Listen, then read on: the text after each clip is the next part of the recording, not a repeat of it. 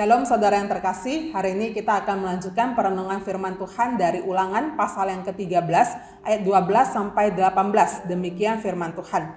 Apabila di salah satu kota yang diberikan Tuhan Allahmu kepadamu untuk diam di sana, kau dengar orang berkata, ada orang-orang dursila tampil dari tengah-tengahmu yang telah menyesatkan penduduk kota mereka dengan berkata, mari kita berbakti kepada Allah lain yang tidak kamu kenal. Maka haruslah engkau memeriksa, menyelidiki dan menanyakan baik-baik. Jikalau ternyata benar dan sudah pasti bahwa kekejian itu dilakukan di tengah-tengahmu, maka bunuhlah dengan mata pedang penduduk kota itu dan tumpaslah dengan mata pedang kota itu serta segala isinya dan hewannya. Seluruh jarahan harus kau kumpulkan di tengah-tengah lapangan dan harus kau bakar habis kota dengan seluruh jarahan itu sebagai korban bakaran yang lengkap bagi Tuhan Allahmu. Semuanya itu akan tetap menjadi timbunan puing untuk selamanya dan tidak akan dibangun kembali. Dari barang-barang yang dikhususkan itu janganlah apapun melekat pada tanganmu, supaya Tuhan berhenti dari murkanya yang bernyala-nyala itu, menunjukkan belas kasihannya kepadamu dan mengasihani engkau dan membuat jumlahmu banyak seperti yang dijanjikannya dengan sumpah kepada nenek moyangmu. Sebab dengan demikian engkau mendengarkan suara Tuhan Allahmu untuk berpegang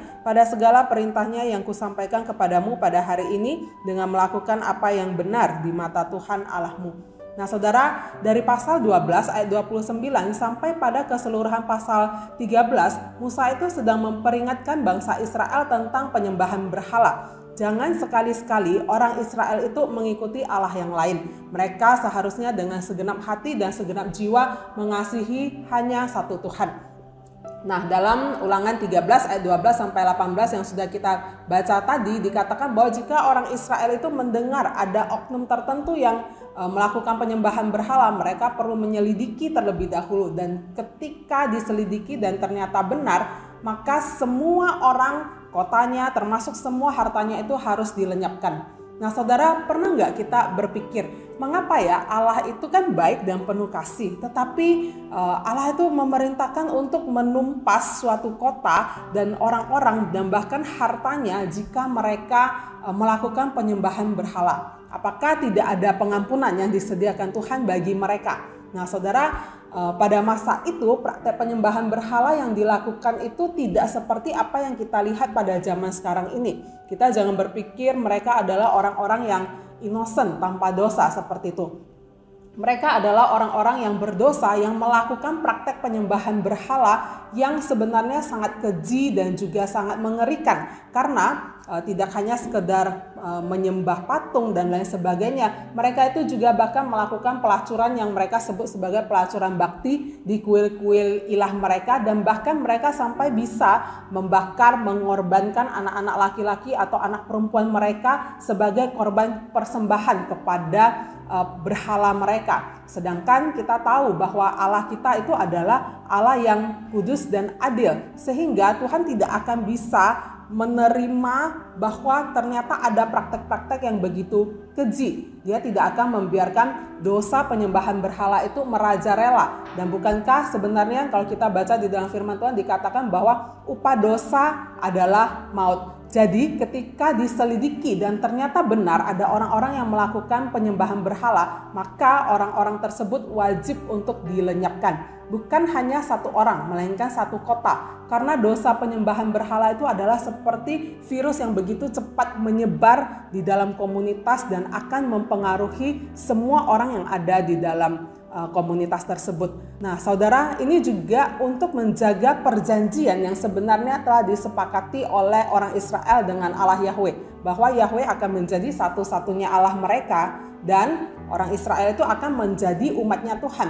Nah jadi jika ada di antara bangsa Israel yang terpengaruh di dalam praktek penyembahan berhala kepada Allah lain, berarti ini sebenarnya adalah satu pelanggaran yang sudah sangat mendasar terhadap perjanjian yang telah disepakati di Gunung Sinai. Nah, selama bangsa Israel itu setia kepada Allah, maka Allah akan memberkati mereka. Dan sebaliknya, ketika mereka berpaling dari Allah, maka akan ada hukuman atas ketidaktaatan mereka.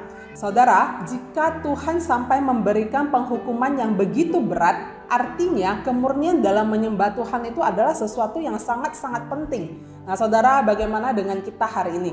Apakah di dalam hati kita sudah menempatkan Allah sebagai satu-satunya yang kita sembah? Mungkin secara fisik pada masa ini kita tidak lagi datang menyembah ilah lain di kuil atau membuat patung untuk kita sembah. Tetapi bisa jadi di dalam hati kita ada ilah-ilah modern lain yang sebenarnya menyusup dan menguasai hati kita. Harta, kesuksesan, pengakuan, prestasi, dan lain-lain sebagainya.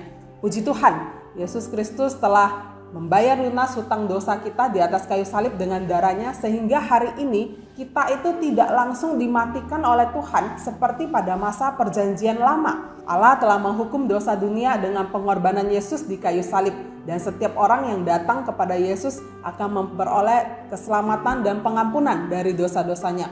Nah saudara, biarlah apa yang Yesus lakukan bagi kita menyadarkan kita untuk meninggalkan semua ilah-ilah modern yang mungkin saat ini sedang menyusup dan menguasai hati kita. Ilah-ilah yang sebenarnya tidak dapat memberikan keselamatan, apapun itu, harta, kesehatan, kesuksesan, pengakuan, prestasi, semuanya itu hanya mendatangkan kenikmatan sesaat, tetapi justru lama-kelamaan kita akan dibuat frustasi olehnya. Mari kita senantiasa memilih untuk mengasihi Yesus sebagai satu-satunya Tuhan dan Juru Selamat dengan segenap hati, dengan segenap jiwa, dan dengan segenap akal budi kita. Tuhan Yesus memberkati.